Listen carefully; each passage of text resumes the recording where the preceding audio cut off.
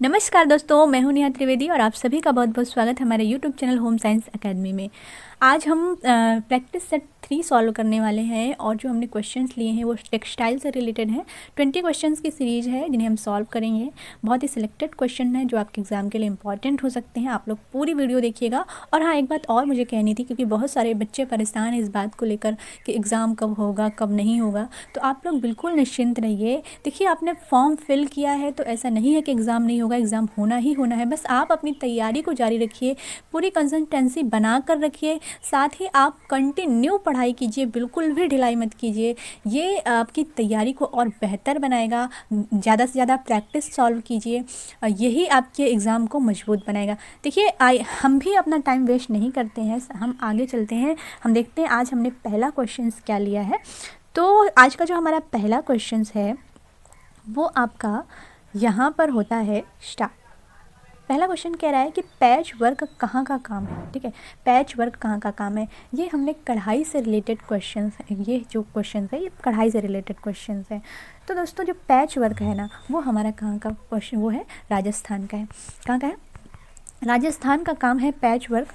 तो दोस्तों, जो राजस्थान है वहाँ पे कई 3 प्रकार की प्रमुख रूप से हम कढ़ाइयाँ देखते हैं। जैसे आपकी फॉक कढ़ाई हो गई, धार्मिक कढ़ाई हो गई, या आपकी कोट कढ़ाई हो गई। आपने पढ़े भी होंगे। जैसे फॉक कढ़ाई में आपका मोची भारत, हीर भारत, एप्लीक वर्क, वीड वर्क, जैसे वीड वर्क मतलब मोती वर्क, मेयो, इस तरीके की कढ़ाइयाँ हैं। अगर हम धार्मिक कढ़ाई की बात करें तो जैसे आपकी पिच्छवी हो गई, जैन कढ़ाई हो गई। अगर कोट कढ़ाई की बात करें तो जिसमें आपका गोटा हो गया, सलमा हो गया, धागा हो गया। तो इस तरीके से ये कढ़ाइयाँ आपकी होती हैं। हम किसी दिन डिटेल में इनके बारे में भी चर्चा करेंगे, लेकिन आज जो हम क्वेश्चन सॉल्व करेंगे, जो हमारा पैच वर्क है, ये भारत का काम है। हम इसकी एक इमेज भी देखते हैं कि किस तरीके से ये पैच वर्क होता है। तो आप लोग देख सकते हैं स्क्रीन में कि ये जो काम है पैच वर्क का, इस तरीके का कुछ होता है देखने में। तो ये रहा हमारा आज का क्वेश्चन। और हम देखते हैं सेकेंड क्वेश्चन क्या कह रहा है। सेकेंड क्वेश्चन हमारा है, फुलकारी और बाग कढ़ाई कहाँ से आया है। फुलकारी और बाग कढ़ाई। देखिए, फुलकारी जो है हमारा वो पंजाब से है। कहाँ से है? पंजाब से रिलेटेड है हमारा फुलकारी। ठीक है दोस्तों, तो थोड़ी सी हम फुलकारी के बारे में भी चर्चा करेंगे। यह 2 शब्दों से मिलकर बना है, फुल और कारी। कौन से? फुल और कारी। फुल मतलब फूल, कारी मतलब काम का, यानी फूलों का काम जो है फुलकारी होता है। और ये एक परंपरागत कढ़ाई है। कहाँ की? पंजाब की। ये एक जो फुलकारी शब्द है ना, ये फारसी शब्द है। ठीक है, कैसा शब्द है? फारसी शब्द है। आप इमेज देख सकते हैं कि फुलकारी शब्द, जो फुलकारी का जो काम होता है वो इस तरीके का कुछ होता है, आप देख सकते हैं। तो जो फुलकारी शब्द है ना, वो फारसी शब्द से लिया गया है। ठीक है, कौन से? फारसी शब्द से लिया गया है। फारसी शब्द से, गुलकारी से। किससे? गुलकारी से। आपका फारसी शब्द के गुलकारी से आपका ये लिया गया है क्या? फुलकारी। ठीक है, फुलकारी। ठीक है, तो ये रहा आपका इस क्वेश्चन का आंसर। और आप जानते हैं कि फुलकारी में भी कई तरीके के होते हैं। जैसे आपकी चोप कढ़ाई हो गई, इसमें आपका चोप बहुत ही पूछा जाता है, जो कि लाल रंग के खद्दर से बना होता है और सुनहले पीले रंग के रेशमी धागों में इसकी कढ़ाई होती है। साथ ही ये इस बहुत ही एक क्वेश्चन आता है कि ये चोप का मतलब किस तरीके का कपड़ा, इसको क्या करते हैं। तो ये बहुत इसके लिए इम्पॉर्टेंट हो जाता है कि नानी जो है वो अपनी नातिन का जब उसके विवाह होता है तो उसमें एक शगुन के रूप में अपने नातिन को गिफ्ट करती है, यानी बेटी को नानी गिफ्ट करती है क्या? चोप। जो चोप नाम का एक वस्त्र होता है। ठीक है, नेक्स्ट की बात करेंगे। नेक्स्ट हमारा कहता है जारदोजी कहाँ से आया। देखिए, जारदोजी जो एक तरीके की कढ़ाई है, या आप सोने और चांदी के वर्क से होता है। ये अधिकतर हमारा जो है बनारस में देखने को मिलता है। बनारस में जरी जारदोजी का काम होता है। तो इसकी कुछ इमेज हम आपको दिखा देते हैं किस इस तरीके की इसकी कढ़ाई होती है। और ये जारदोजी शब्द फारसी से आया, इसका राइट आंसर हो जाएगा। लेकिन इस तरीके का कुछ इसका वर्क होता है। देखिए, आप सोने चांदी से, मोतियों से इसका काम होता है। बहुत ही खूबसूरत ये एम्ब्रॉयडरी है, आप देख सकते हैं जारदोजी का काम। हम नेक्स्ट देखेंगे। नेक्स्ट क्वेश्चन हमारा क्या कह रहा है। नेक्स्ट क्वेश्चन हमारा कह रहा है, स्टेपल फाइबर को किस वैज्ञानिक ने परिभाषित किया था।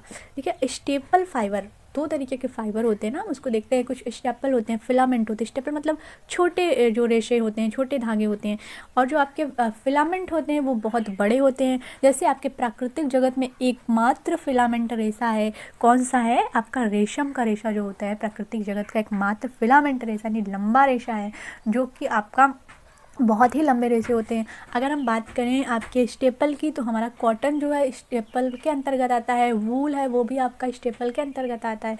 तो इसका जो है किस वैज्ञानिक ने परिभाषित किया? तो इसका राइट आंसर हो जाएगा हॉलन व शैडलर ने। हॉलन और शैडलर ने इसको परिभाषित किया था, स्टेपल फाइबर को या आपके फिलामेंट फाइबर को। ठीक है, अब हम नेक्स्ट की बात करेंगे, जिसमें आप कह रहा है कि नाइट्रोसेल्यूलोज रेयान की खोज किसने की थी? Nitrocellulose Ryan. रेयान एक प्रकार का प्रथम मानव निर्मित रेशा है। क्या है? प्रथम मानव निर्मित रेशा है आपका रेयान। क्या है? प्रथम मानव निर्मित रेशा। मानव निर्मित रेशा आपसे पूछा जाता है कि प्रथम मानव निर्मित रेशा कौन सा है, तो आप बोलेंगे रेयान जो है आपका प्रथम मानव निर्मित रेशा है। ठीक है, तो ये हो गया आपका। ये तो हम बात कर लिए रेयान की, लेकिन इसका हम राइट आंसर भी देखेंगे कि नाइट्रोसेल्यूलोज रेयान की खोज किसने की थी? प्रोफेसर जॉर्ज एडमर्श ने की थी। किसने की थी? प्रोफेसर जॉर्ज एडमर्श ने की थी। 1844 ईस्वी में प्रोफेसर जॉर्ज एडमर्श ने नाइट्रोसेल्यूलोज रेयान की खोज की थी। नेक्स्ट क्वेश्चन हम देखेंगे, क्वेश्चन नंबर 6 क्या कह रहा है?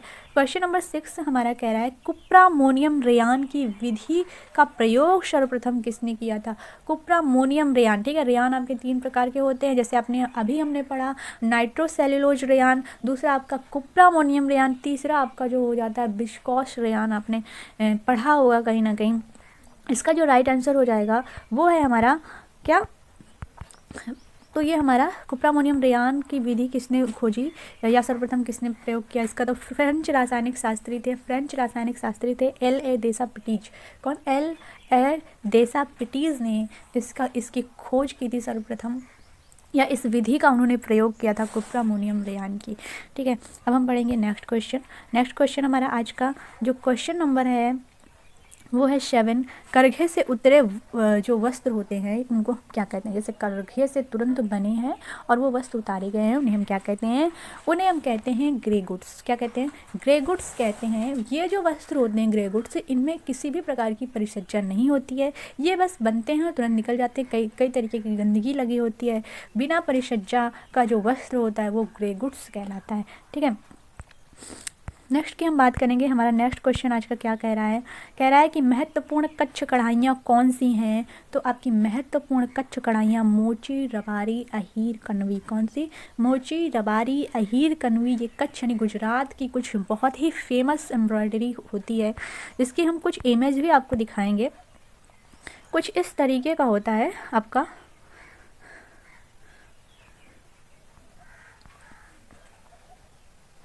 कुछ इस तरीके की एम्ब्रॉयडरी होती है, मोची, रबारी, अहीर, कनवी। ये आपकी कनवी है। कनवी की मैं आपको दिखा देती हूँ थोड़ी सी। जो आपकी कनवी होती है ना, कनवी कुछ इस तरीके की एम्ब्रॉयडरी होती है। किस तरीके? इस तरीके की एम्ब्रॉयडरी होती है। ये भी एक आपका रिलेटेड है, ऐसी ही कुछ वहाँ की एम्ब्रॉयडरी होती है। तो दोस्तों ये हमारा आज का 8 नंबर क्वेश्चन था। अब हम नेक्स्ट क्वेश्चन की बात करेंगे। नेक्स्ट क्वेश्चन हमारा कह रहा है कि नीटेड वस्त्रों की रानी। ठीक है, नीटेड वस्त्रों की रानी हम किससे कहते हैं? दोस्तों नीटेड वस्त्रों की जो रानी है वो आपका मेलेनीज हो जाता है। क्या है? मेलेनीज हो जाता है आपका। नीटेड वस्त्रों की रानी मेलेनीज को हम कहते हैं। मेलेनीज एक बहुत ही उच्च लेवल का वस्त्र होता है, बहुत ही उच्च स्तर का वस्त्र होता है। इसकी बहुत ही अच्छे कपड़े इससे बनते हैं, इसीलिए इसको बुनाई, नीटेड मतलब बुनाई हुए कपड़ों की रानी, नीटेड वस्त्रों की रानी आपकी मेलेनीज को कहते हैं। पावर लूम का आविष्कार कब हुआ है? पावर लूम का आविष्कार आपके 1785 ईस्वी में कार्टराइट ने किया था। कब? 1785 ईस्वी में पावर लूम का आविष्कार हुआ था। बहुत ही इंपॉर्टेंट क्वेश्चन है, कई बार पूछा गया है। हम नेक्स्ट क्वेश्चन की बात करेंगे। क्वेश्चन नंबर 11 क्या कह रहा है? धागों के झुंड। ठीक है, धागों के झुंड लंबाई में 840 यार्ड्स के रूप में जाना जाता है। 840 यार्ड्स के रूप में जाना जाता है धागों की लंबाई। तो जो इसका जो राइट आंसर हो जाएगा ये कहते हैं हैंक। ठीक है, हैंक होता है धागों का जो झुंड होता है, लंबाई में 840 यार्ड के रूप में एक हैंक के रूप में ये जाना जाता है। नेक्स्ट क्वेश्चन हमारा है, नेक्स्ट क्वेश्चन हमारा कह रहा है कि कोरोनाइजिंग परिसज्जा किस रेशे में की जाती है? कोरोनाइजिंग परिसज्जा की अगर हम बात करें तो ये फाइबर ग्लास रेशे में करी जाती है। इसका राइट आंसर हो जाएगा फाइबर ग्लास रेशे में कोरोनाइजिंग परिसज्जा आपकी करी जाती है।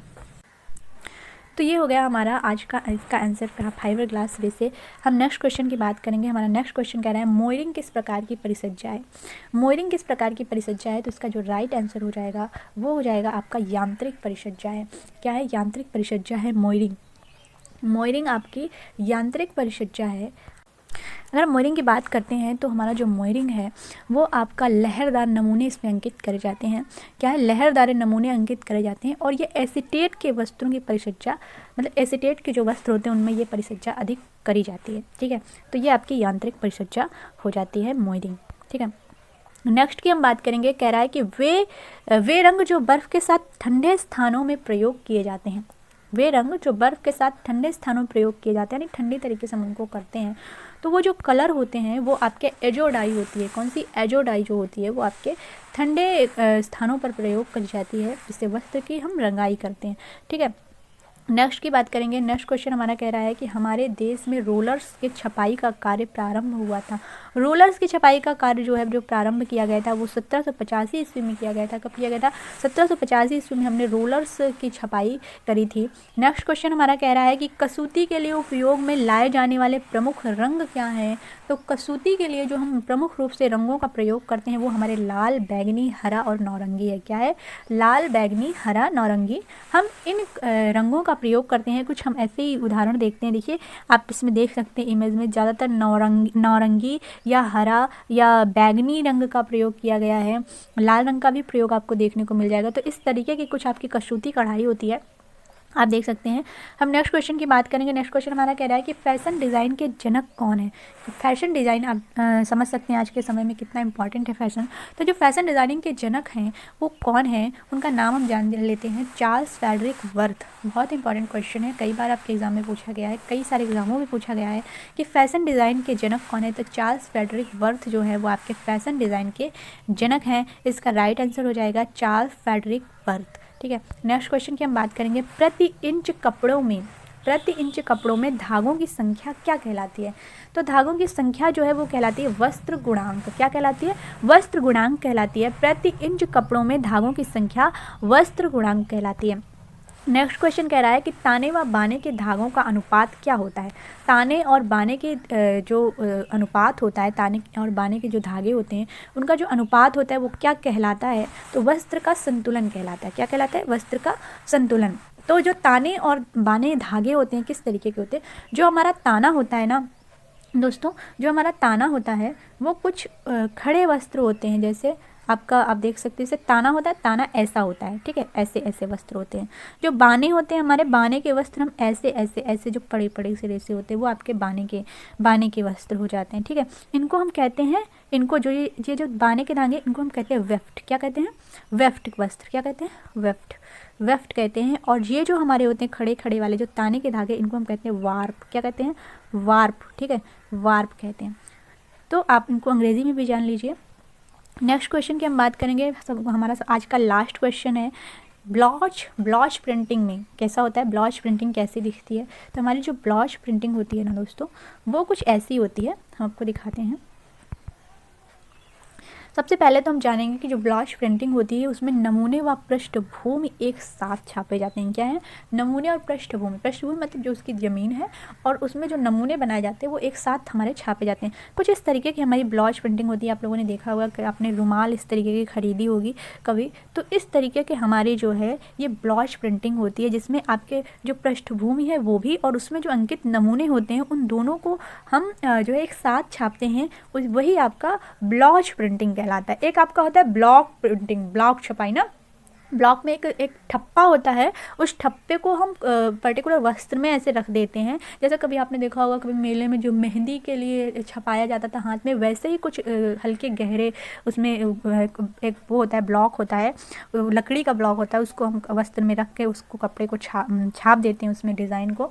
तो ये ब्लॉक और ब्लॉच में इतना अंतर है कि जो ब्लॉच होता है वो जो छपाई होती है वो नमूने और पृष्ठभूमि में एक साथ छापते हैं, और आपका जो ब्लॉक होता है उसमें पर्टिकुलर नमूने को हम वस्त्र में छापते हैं।